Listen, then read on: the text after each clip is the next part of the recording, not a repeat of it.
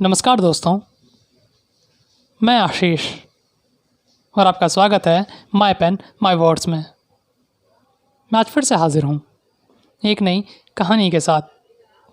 कहानियाँ जो ज़िंदगी बदल दे। यह कहानी दो दोस्तों की है।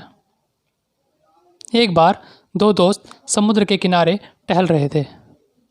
अचानक दोनों में किसी बात को लेकर बहस शुरू हो गई और वो बहस इतनी बढ़ गई कि एक दोस्त ने दूसरे दोस्त के गाल पर थप्पड़ मार दिया। जिस दोस्त ने थप्पड़ खाया उसने वह बात जाकर रेत पर लिख दी कि आज मेरे दोस्त ने मुझे थप्पड़ मारा है। कुछ समय बाद दोनों फिर से समुद्र के किनारे टहलने लगे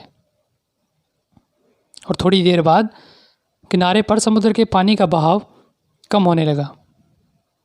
तो दोनों ने सोचा कि क्यों ना नहा लिया जाए।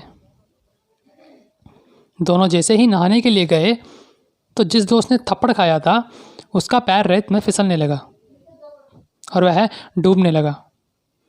यह देख दूसरा दोस्त बिना कुछ सोचे पानी में कूदा और अपने दोस्त को बचाने लगा। वह उसे पानी से बाहर लाया और उसे होश में लाने की कोशिश करने लगा।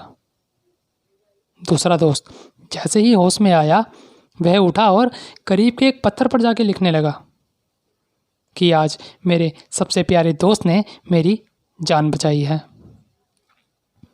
यह देख दूसरा दोस्त उससे पूछने लगा कि यह तुम क्या कर रहे हो? जब मैंने तुम्हें थप्पड़ मारा तो तुमने वह बात जाकर रेत पर लिख दी और अब जब मैंने तुम्हारी जान बचाई तो यह बात तुम पत्थर पर क्यों लिख रहे हो? दूसरे दोस्त ने जवाब दिया कि जब तुमने मुझे थप्पड़ मारा तो वह बात मैंने रेत पर जाकर इसलिए लिखी क्योंकि मैं उसे याद नहीं रखना चाहता था, और अब जब तुमने मेरी जान बचाई तो यह बात मैं पत्थर पर इसलिए लिख रहा हूँ क्योंकि मैं इसे भूलना नहीं चाहता।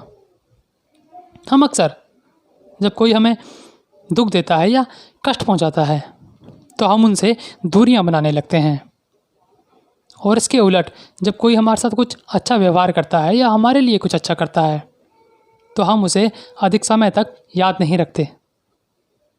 बजाय इसके जब कोई हमारे साथ कुछ बुरा करता है या हमें कष्ट पहुंचाता है तो हमें वह बात रेत पर लिख देनी चाहिए ताकि बुलावा रूपी समुद्र की लहरें या हवाएं आके उसे वहाँ से मिटा दें। और जब कोई हमारे साथ अच्छा व्यवहार करता है या हमारे लिए कुछ अच्छा करता है तो हमें वह बात पत्थर पर या अपने दिल पर लिख देनी चाहिए ताकि उसे वहाँ से कोई मिटा ना सके। यह बात सुन दूसरे दोस्त को अपनी गलती का एहसास हुआ। उसने अपने दोस्त को गले से लगा लिया और अपनी गलती के लिए माफ़ी मांगी। उम्मीद करता हूँ कि आपको ये कहानी पसंद आई होगी, और यदि आपको ये कहानी पसंद आई है तो इसे लाइक करें, कमेंट करें और मुझे बताएं कि आपको ये कहानी कैसी लगी। सब्सक्राइब करें ताकि मैं आपके लिए इस प्रकार की कहानी, कविताएं, किस्से लाता रहूं। तो आपसे जल्द मिलूँगा किसी नई कहानी, कविता, किस्से के साथ, और तब तक के लिए नमस्कार।